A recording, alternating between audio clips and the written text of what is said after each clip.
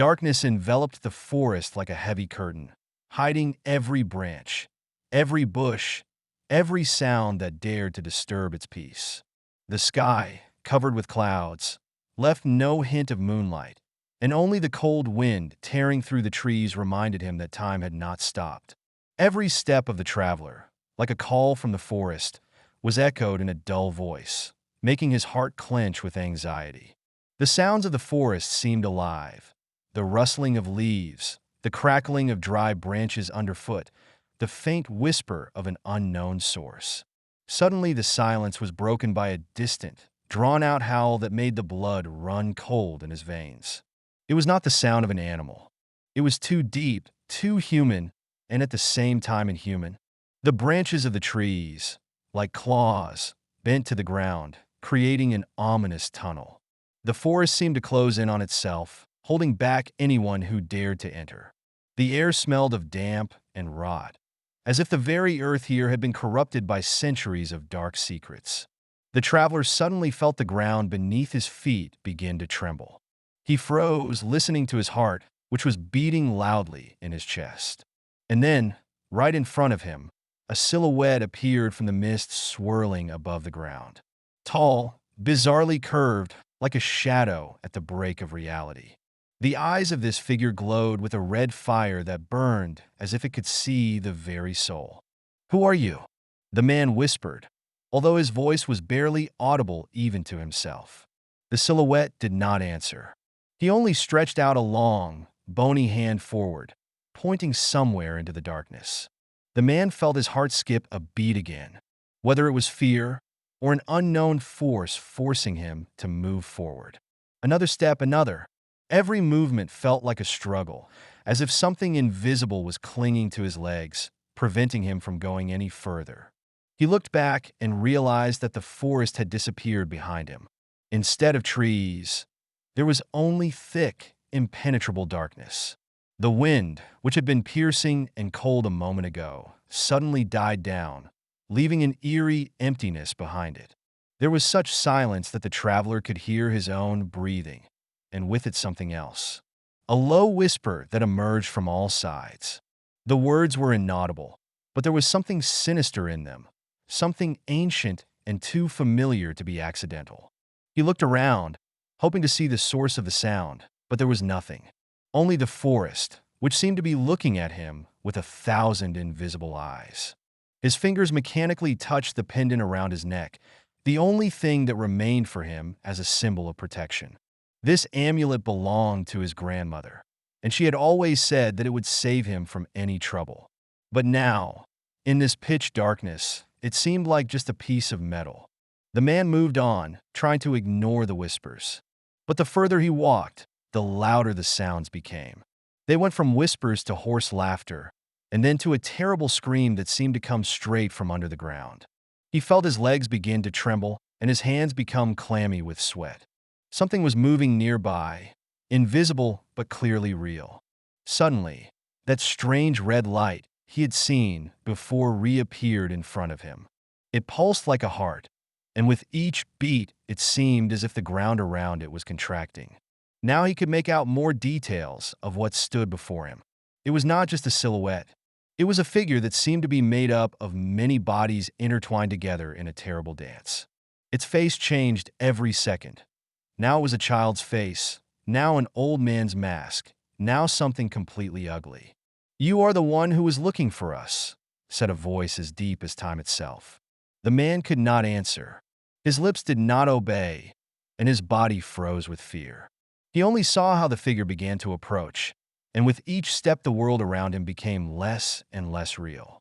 It seemed that the forest was disappearing, leaving the two of them in an endless void.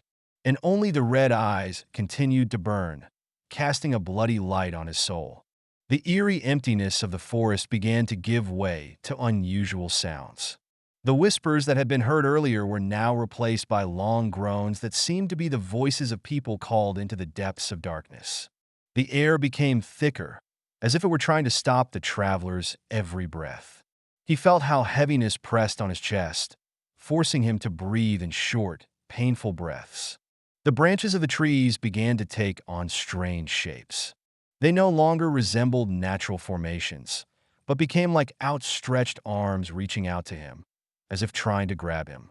The man walked forward, but each of his steps seemed more and more difficult, as if he were moving not along a path, but through a thick layer of invisible swamp. His feet sank deeper and deeper into the ground, which seemed to be becoming sticky and warmer. Suddenly, under his feet, there was a sound like the crunch of bones. The man stopped, trying to make out what it was. The ground he had seen until now was now littered with human skulls, ribs, and bones. Their gleaming white outlines stood out ominously against the dark ground. He took a step back but tripped over something hard. Turning around, the man saw a large stone with a symbol carved on it. It was a sign he had never seen before, but the sight of it made everything inside him clench. The stone began to glow with a faint green light, and at the same time a piercing scream broke out from the depths of the forest. It sounded as if not one person was screaming, but many souls merged into one. It was a sound that made you want to fall to the ground and cover your ears. But the man stood, stunned by fear and an unknown force that prevented him from moving any further. Suddenly, a figure emerged from behind the trees. It was a woman, but her face was impossible to make out. She was wrapped in a long black cloak that seemed to be made of shadow. Her voice was a whisper, but at the same time it filled the entire space. "You did not get lost by chance," she said, stretching her hand forward. "The forest chose you." The man wanted to answer, but his throat was dry, as if covered with sand. He felt that this woman's words carried some truth, but he could not understand what it was. The forest came to life. The trees began to crack, as if they were preparing to throw off their trunks to form an impenetrable wall. The darkness that had simply enveloped the surrounding space had now become almost physical, thick, sticky, like smoke. The traveler felt it touch his skin, its cold fingers penetrating through his clothes. His heart was beating so hard that he was afraid it would stop. His whole body was paralyzed with panic, but he still forced himself to take another step. Strange sounds came from the darkness, as if someone was scraping their nails on glass. They grew louder, and suddenly a large figure appeared before him. It was not human. Its eyes, red and burning, looked straight into the soul. Its body was covered with incomprehensible growths that looked like branches or bones protruding outward. The figure stepped closer to him. Its movements were slow, but each step made the air around it vibrate. The man wanted to run, but his legs refused to move. The voice that came from the mouth of this creature was low, as if the forest itself was speaking to him. "Why are you here? Why did you disturb our peace?" The man could not find an answer. His brain simply did not accept what he saw and heard. Suddenly, the creature stretched out a long, bony hand forward. Its fingers were too long, and they slowly reached for his face. The traveler felt his body turn to ice, and a voice in his head screamed for him to move. He gathered his last strength and rushed back. But when he turned around, he realized that there was no way back. The forest behind him had disappeared, and now he stood on the edge of a vast abyss. Screams rose from below, similar to the voices of those who had fallen there before. He looked at the creature, which was now very close. Its face had no clear features, only empty eyes and a mouth from which a quiet hissing came. "Your soul belongs to us," the voice said, and the ground beneath his feet began to split. The man fell to his knees, but at the last moment he grabbed the edge. The forest, the creature, the screams. All this was now above him, and darkness awaited him below. When the pastor left the house, he had no idea that he was leaving behind even more darkness than he had believed he had banished. The first few weeks after his departure seemed peaceful for the new residents, the Smiths, until his wife decided to do a deep cleaning of the old closet in the corner of the living room. Then she came across something that made her freeze in place. In the dark corner of the closet lay a human skull, the teeth, yellowed by time and curved like windmills, glinting even in the dim light. She involuntarily pressed her hand to her mouth, trying not to scream. This skull did not belong to any of her relatives. Its surface was covered with dark stains, like blood that had long since been washed away. She caught herself thinking that this was not just an old object. Its presence caused an unease that was difficult to explain in words. As soon as the skull was thrown out of the house, an incredible amount of ghostly activity began. At first, it was just strange sounds, footsteps echoing through the empty rooms, as if something invisible was wandering the corridors. Then pale lights appeared, dancing in the windows, as if tiny ghosts were trying to attract attention. Later, as the darkness thickened, they began to be seen even in the courtyard.